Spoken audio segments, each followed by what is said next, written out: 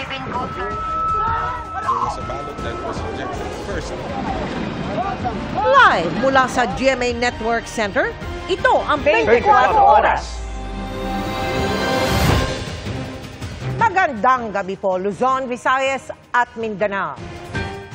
Kasalukuyan pong nasa intensive care unit at hindi maganda ang lagay ni dating Senador Juan Ponce Enrile. Kinumpirma yan ng kanyang anak at nauna na rin inanunsyo ni Senador Jinggoy Estrada sa sesyon ng Senado kanina. Nitong Oktubre lang, dumalo pa si Enrile sa promulgation ng kanyang kaso sa pamamagitan ng video conferencing kahit nasa loob ng ospital. Nakatutok si Mav Gonzalez. 28th session of the Senate and the first regular session of the 20th Congress is hereby called to order. Sa gitna ng sesyon ng Senado kanina, tumayo si Senador Jinggoy Estrada. May impormasyon aniya siyang malala ang kondisyon ni dating Senador at ngayon Chief Presidential Legal Counsel na si Juan Ponce Enrile.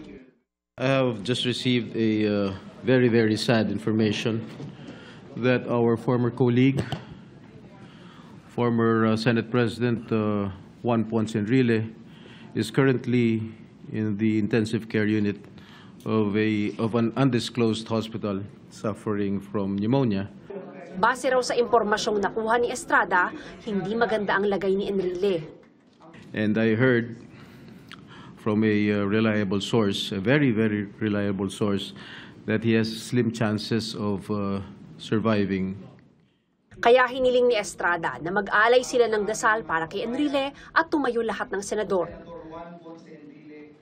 Kinumpirma ng anak ni Enrile na si Katrina Ponce Enrile na nasa ICU ang kanyang ama. Kinumpirma rin niya na hindi masyadong maganda ang lagay nito. Noong promulgation ng kanyang kasong graft sa Sandigan Bayan nitong October 24, kung kailan siya naabswelto, dumalo si Enrile sa pamamagitan ng video conferencing mula sa isang ospital.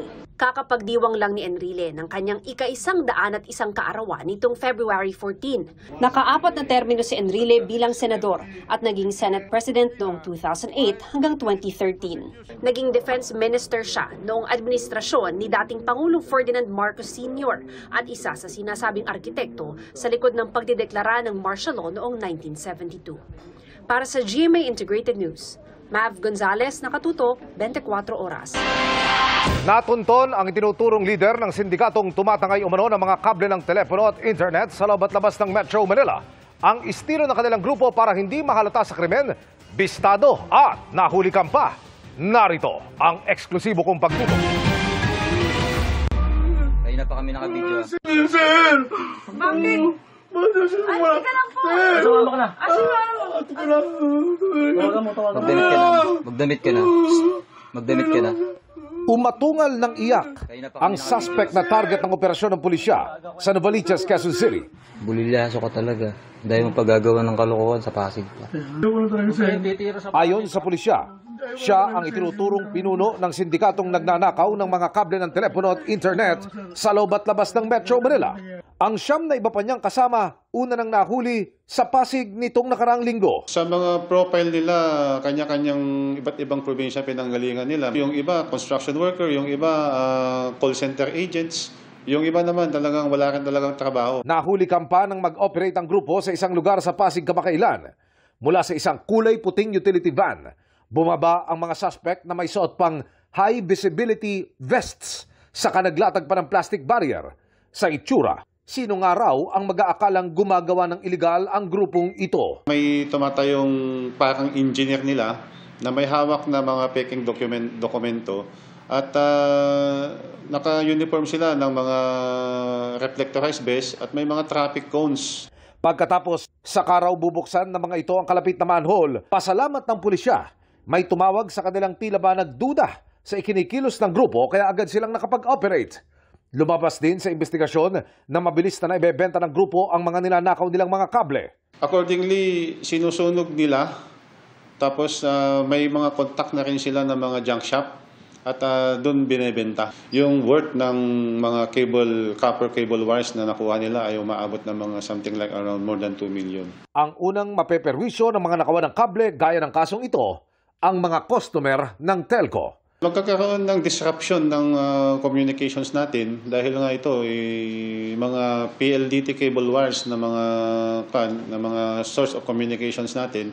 So mawawala tayo ng communications dahil dito sa mga pinuputol na mga wires. Bukod sa caliber 38 na baril na nakuha sa isa sa mga suspect, nakuha ng pulisya mula sa kanila ang mga gamit pang construction, mga ebidensyang ginamit sa operasyon ng grupong kinasuhan na ng paglabag sa RA 10515 o Anti-TV and Internet Cable Tapping Act. The community is the police and the police is the community. Mag-report lang po tayo sa mga kahina-hinalang mga aktibidades ng mga ating mga kababayan. Para sa GMA Integrated News, Emil Sumangil, nakatutok 24 oras.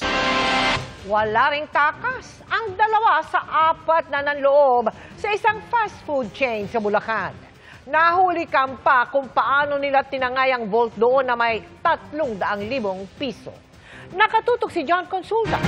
Exclusive. Pasado alas 4 ng madaling araw na itong linggo, habang nararamdaman na ang hagupit ng bagyong uwan, pinasok ng lalaking nakahood at naka-face mask ang branch ng isang fast food chain sa Santa Maria, Bulacan. Nakuha ng CCTV ang pagpasok ng isang lalaki sa kwartong may vault. Maya-maya pa, kitang hinihila ng suspect ang vault papalabas ng branch. Pagdating sa labas, tinulungan siya ng 3 pang lalaking nakatakip din ng ulo at mukha. Sama-samang binuhat ang vault at isinakay sa kanilang nag-aantay na getaway vehicle. Ang diskarte po nila, pupunta po sila sa isang establishment. Kung saan po sila magnanakaw, hindi po sila doon magpaparada. Bababa po yung isa, yung pinakamagaling po sa kanilang magbukas ng lahat ng pinto.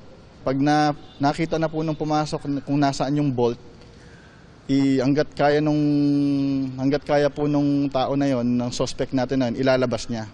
Hanggang sa tatawagan na yung mga kasama niya, sa sasakyan pa lang sir, na-open na nila yung vault. Sa hot pursuit operation ng pulisya, natuntun nila ang sasakyang ginamit ng grupo at kanilang hideout sa Caloocan. Hanggang sa arestado ang 2 suspect na nanloob sa restaurant. Na-recover din sa NLEX ang vault ng establishmento na itinapon ng mga suspect matapos makuha ang 300,000 piso. Kuha rin ang getaway vehicle ng mga suspect. Nalaman natin na on the day na sila po ay hinuli ng kapulisan natin, mayroon na naman po silang balak na hold upin na isang business establishment. Sa loob po ng 24 oras, we were able to arrest the suspects, we were able to confiscate the getaway vehicle, and all the evidences na ninakaw po nila. Di na itinanggi ng mga suspect ang krimen. Wala na po siya ng pangangailangan sa amin. Pangangailangan po siya. Yung pong isa sa mga suspect ay mayroon po siyang previous case for illegal possession of firearms. Mayroon silang baril na caliber 38 na ginagamit nila sa pagpasok sa mga business establishment na to. Tuloy ang follow-up operation ng pulisya laban sa 2 natitirang suspect sa panloloob. Para sa GMA Integrated News, John Consulta, nakatutok 24 oras. Nanindigan ng Justice Department na susunod ito sakaling makatanggap ng arrest warrant mula sa International Criminal Court laban kay Senator Bato de la Rosa. Pero sa ngayon ay wala pang ganito. Kung sakali, kabilang sa 2 paraan para ipatupad ito ay ang pagsuko sa inisyuhan ng warrant. Nakatutok si Sandra Aguinaldo. We have not seen nor received any copy of this ICC warrant of arrest. Ito ang nilinaw ng Department of Justice matapos sabihin ni Ombudsman Jesus Crispin Remulla na may warrant of arrest na ang International Criminal Court para kay Senador Bato de la Rosa. Pero kahit wala pang nakikitang warrant, sakaling meron talaga nito, ay susunod nila ang Justice Department. We will have to comply. One of the possible situations would be just determining the length of time when it would actually be implemented. Sabi ng DOJ, sa ilalim ng batas, 2 ang opsyon nila para ipatupad ito. Una, ang pagsusuko ng inisyuhan ng arrest warrant na mas maigsi at mas madali umano. Pero ito mismo ang kino-question sa Supreme Court ng eskortan at isakay sa eroplano ng mga tauhan ng gobyerno si dating Pangulong Rodrigo Duterte para dalhin sa The Hague. Si De La Rosa ang isa sa mga humiling sa kataas-taasang hukuman na ideklarang unconstitutional ang pakikipagtulungan ng gobyerno sa ICC. Lalo't hindi na anya miyembro ng ICC ang Pilipinas. Ayon sa DOJ, hihintayin nila ang desisyon ng korte. We want to be more circumspect in any action that we will be taking. Even if we may not be part of the ICC anymore, there is still the principle of reciprocity that governs between relations among nations, and in fact, reciprocity and comity. Kung extradition naman, hindi ito agad-agad maipatutupad at dumadaan din daw sa korte. Kabilang sa mga argumento kontra dito ay hindi naman bansa ang ICC para humiling ng extradition. Ganun pa man, pinag-aaralan daw nila ang lahat ng pwedeng hakbang. Binago naman ng ICC ang kanilang rules para mabantayan ang mga aplikasyon para sa arrest warrant at summons. Sa bagong regulasyon ng ICC na pinatupad mula kahapon, November 10, kailangan secret o confidential ang mga ito at isa sa publiko lang kung may permiso ng mga hukom. Bahagian nila ito ng mga hakbang para mapagbuti pa ang proseso ng korte. Ipaiikot ito sa mga miyembrong bansa ng ICC at kung walang pagtutol ay ipagpapatuloy ang pagpapatupad nito. Para sa GMA Integrated News, Sandra Aguinaldo, nakatutok, 24 oras.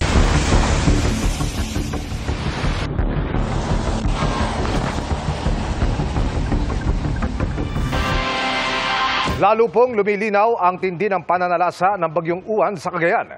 Bukod sa mga video ng kasagsagan ng bagyo, tumamba din sa Tuwao, Cagayan ang mga naglalakihang troso. Ang idinulot nito, alamin natin live sa pagtutok ni June Veneracion. June! Emil, napakaraming bahay ang nawasak dito sa bayan ng Tuwao, lalawigan ng Cagayan, dahil sa pag-apaw ng Chico River na sinabayan pa ng mga naglalakihang troso kasunod ng hagupit ng Bagyong Uwan. Yan, danong na yanin sir, yaw ka, yaw sakto ya, level na yanin ka na perta. Nilusong ng mga pulis ang hanggang dibdib na baha sa Tuwao, Cagayan. Pinalikas nila ang mga residente, gaya ng lolang itong natrap sa bahay. Pinasa na siya ng rescuers para mailabas ng kanilang bahay. Taas po kami ng bubong. Sa taas ng baha, napilitang manatili sa kanilang bubong ang ilan. Bukod sa mga bata, kasama rin nila ang mga alagang hayop. May mga kambing at mga biik pa na ikinubli sa loob ng cooler. Bumaha sa bayan dahil sa pag-apaw ng Chico River kasunod ng pag-ulang dala ng Bagyong Uwan. Nagmistulang lawa ang lugar at may mga nasira ring bahay malapit sa ilog. Samot-saring debris rin ang nagkalat sa mga kalsada. Pinagtulungan din ng mga rescuer na buhatin ang kabaong na ito sa gitna ng maputik na daan. Naantala kasi ang lamay dahil sa bagyo at kinailangan ilipat sa ibang lugar ang kabaong. Naibalik na ang labi sa mga kaanak nito. Ito na yung pinakamalakas na bagyo na naranasan namin dito. Nakakala lang namin ay hindi kami aabot ng tubig dito. Pero ngayon, sobrang lakas ng ginawa ng Bagyong Uwan. Ang mga gamit sa bahay, basa lahat, walang nailigtas, sir. Kasi yung sa loob ng bahay, sir, putik lahat, sir. Sa barangay Barangkwag ng parehong bayan, hubo pa ng baha. Pero bakas ng dilubyo ang matatanaw kahit saan lumingon. Naglalakihan ng mga troso na inalod ng pagragasa ng Chico River na humampas at sumira sa maraming bahay. Dito yung bahay namin, sir, walang naiwan kahit yung gamit namin. Tapos yung bahay namin, binumpa ng troso, ang laki. Wala na ring babalik ang bahay ang 12 anyos sa Sizoren. Sa kabila ng hirap na inabot, nagawa pa rin niyang sagipin ang isang tuta na naiwan paghupa ng baha. Nanginginig po, naaawa po ako. Tapos kinuha ko na po. Halagaan mo na lang. Matyaga namang hinugasan ni Roseanne ang mga putikang damit ng mga anak na ilan lang sa kakaunting gamit na naisalba. Paano na kami magsisimula? Yung tindahan namin, sir, wala na. Wala na pang kabuhayan. Buti nakangiti pa kayo. Okay lang, sir. Okay lang yung ngiti. Pagsubok lang ni Lord yan. Sa panahon ng matinding sakuna, muling nakita ang bayanihan ng mga Pinoy. Dumating sa barangay ang mga gustong tumulong kahit sa simpleng paraan. Ibigyan po namin sila ng mga extra damit po na din po namin nasusuot. Para kahit pa paano makatulong. Sabi ng mga taga rito, ngayon lang nila naranasan ang ganitong kalamidad. At ngayon lang din sila pinadapa ng naglalakihang troso. Tila himalang lahat sila nakaligtas. talagang yung mga bahay ay tinamaan ng mga troso na galing sa taas, galing Kalinga and Mountain Province, galing sa Pasil River at saka Chico River. Ang drainage ng mga yan galing sa Mountain Province and Kalinga. Kita po ninyo yung level ng tubig halos hanggang dibdib na ng mga residente. Yung mga Nalubog din sa mataas na baha ang Tuguegarao City. halos abot na hanggang bubong. Kinailangan ng magbangka ng rescuers para mailigtas ang mga residente. Ang ilan nga sa kanila, sa bubong na dumaan para mailikas sa hanggang dibdib na baha. Bitbit pa ng ilang residente sa paglikas ang kanilang mga alagang hayop.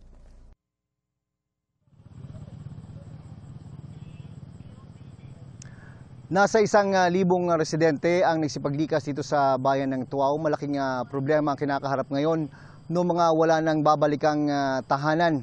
Dalawang posibilidad na pwedeng mangyari sa kanila, manatili sa mga evacuation center o makitira muna sa kanilang mga kamag-anak. Emil. Maraming salamat, June Veneracion. Sa lalawigan naman ng Aurora, tumambad din ang matinding pinsalang idinulot ng storm surge. Sa pagtatala na nga ng Pag-asa ay maaring kapantay o higit pa ang taas ng daluyong na nilikha ng Bagyong Uwan kumpara noong Yolanda. Mula sa Kasiguran, nakatutok live si Ian. Ian. Vicky, sa pagbubukas nga nung nasirang kalsada ay narating na ng ating team itong Northern Aurora at dito nga, Vicky, ay tumambad sa atin ang malawak na pinsala na dulot ng Bagyong Uwan. Napatag na ng heavy equipment ng DPWH ang nawasak na portion sa pagitan ng Barangay Gupa at Ditale sa Dipakulaw, Aurora. Kaya kahit mahirap, nadaraanan ito ng mga sasakyan at motorsiklo. Pero sa iba pang bahagi ng Dipakulaw, maraming nabuwal na puno at mga posteng itinumba ng hangin at storm surge ang nakahambalang sa kalye. Nabalot ng malaking bato ang dating naka-Bermuda grass na tahanan ng pamilya Quirino. Ang dating dinarayo nilang bahay sa gilid ng Pacific Ocean. Hindi na raw nila makilala ngayon. Paano raw sila magsisimula? Lalo't pagpapasko pa naman. Wala ring naisalbang gamit kahit para lang sa kanilang 3 maliliit na anak. Sa ngayon po, hindi pa po namin alam kasi syempre po, first time po namin magpapasko po na wala po bahay. Maawa po ako sa mga anak ko po. Pero papasalamat naman po ako sa Panginoon kasi kahit papaano po ay kahit wala po yung bahay, ligtas naman po kami. Hindi ko alam kung saan po talaga ako magsisimula. Kasi kahit sa inaasahan kong pananiman, kahit konti nga lang na pangtaguhid ko sana, nawala pa po. Ang padre de familia na si Samson, muntikan pang mapahamak ng tangkaying isalba ang mga gamit. Nakita raw ito ng kanyang anak na labis ang trauma ngayon. Ipinakausap ng kanyang ina ang bata sa amin pero hindi niya mapigilan ang pagluha.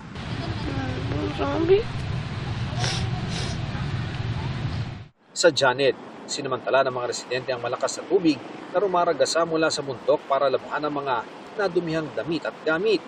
Sa Dinadyawan, Dipakulaw, natanyag sa White Beach, nawasak din ang bahagi ng National Road. Isang backhoe nga ang nahulog sa hukay na nilikha ng storm surge. Halos lahat daw ng 40 resort dito nawasak sa malakas na storm surge at hangin. Si Larry Ramirez, na presidente ng mga Resort Association ng Dinadyawan, nasaktan ng hampasin 20 talampakan na alon ang kanilang resort bandang hapon nitong linggo, kaya tumama ang binti niya sa batong hagdan. Umabot daw sa 2 palapag ang storm surge. Kaya sa resort niya lumikas ang maraming manggagawa na tulong daw ang kailangan ngayon. Yung mga ibang nagtatrabaho, talaga po, kailangan din na lang naman sana nila ng konting tulong. Kung hindi man sa ating pamahalaan, sa mga taong may mga puso at kumakatok kami sa inyong puso, na sana kami naman po itulungan. Sa resort ni Larry na natili ang ilang kilalang storm chasers, gaya ni Jordan Hall, kung saan buhang-buha raw ang buwis-buhay na sandali, makunan lang ang taas ng storm surge ni Juan. Sa Dinalungan, ang bayan kung saan naglandfall ang bagyo, napinsala ang Trinity Hall sa Dalampasigan dahil sa lakas ng hangin at alon ng bagyo. Pinaharaw ang komunidad sa poblasyon at maraming nasirang tahanan sa coastal areas. Ano po, umuugong po yung kapaligiran tapos nababasag po yung salamin na po doon. Sa evacuation? Opo. Yung ulan, kagandahan din po na hindi ganun kalakas. Pero kung maikukumpara ko po sa nangyari ng Pipito, ito po yung hangin niya is mataas. Sa bayan ng Kasiguran, maraming bahay sa coastal area rin ang nasira ng daluyong. Maraming tahanan din ang nawasak ng malakas na hangin, gaya ng kina Nanay Josie. Kasalukuyan pong malakas ng bagyo ay lumipat na po ako sa malaking bahay na kapitbahay namin. Hindi ko na po inintindihing bahay ko. Maraming pose at puno rin ang nabuwal. Napinsala rin ang bubong at baraks ng mga pulis sa Kasiguran Police Station dahil sa bagsik ni Uwan. Sa pambihirang pagkakataon, naging tulugan ng ilang pulis ang bakanteng detention cell. Ang storm chasers ng Pag-asa umiikot sa Aurora para itala ang taas ng daluyong o storm surge. Maaring kapantay o higit pa raw sa storm surge ng superbagyong Yolanda ang nilikha ng superbagyong Uwan na umabot sa 5 to 7 meters. 5 to 7 may kukumpara natin dun sa Yolanda na nga eh. Kasi ang Yolanda, more or less 6 meters siya eh. Pwede natin sabihin, Yolanda-like pala to. Pwede na rin siya. Pwede ko nang sabihin. Or masabi mo, 5 to 7 pa, mas mataas pa. Mare, kasi yun level lang ng surge yun. Hindi pa natin kinukonsider yung wave talaga. Kasi kung sasama mo yung alon, mas mataas. Sa Dilasag naman, ilang bahay sa may baybayin ang nasira ng storm surge. Anong gamit niyo po yung isalba niyo? Wala nga po, talagang lahat yan, litong-litong na yata yan ang mga alon. Pati mga damit namin, bata. Wala talaga sa amin natira dyan. Isinasagawa pa rin ang assessment ng lokal na pamahalaan, wala pa namang naiulat na nasaktan.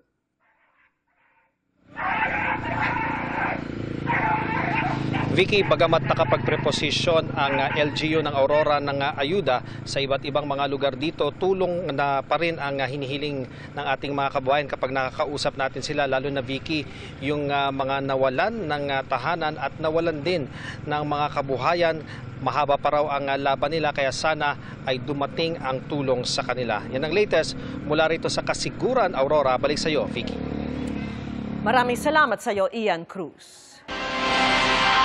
Mga kapuso, tuloy-tuloy pa rin po ang sinasagawang Operation Bayanihan ng GMA Kapuso Foundation para sa mga nasalanta ng superbagyong Uwan. Nakapamahagi na tayo ng relief goods sa mga residente sa Dingalan sa Aurora na naapektuhan ng storm surge, gayon din sa Daet, Camarines Norte at sa Ginubatan at Pulanggi sa Albay. Sa kabuuan, 20,800 na individual na ang ating natulungan sa mga lugar na yan.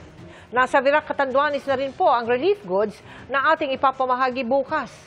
Samantala, hinihintay na lang po nating maging passable ang daan papasok sa Dinanglungan sa Aurora kung saan naglandfall ang bagyo para makapaghatid din ng tulong doon. Sa mga nais pong magbigay ng tulong, maaari po kayo magdeposito sa aming mga bank account o magpadala sa Cebuana Lolier. Pwede rin po kayong mag-donate online via GCash, Shopee, Lazada, Globe Rewards at Metrobank credit cards.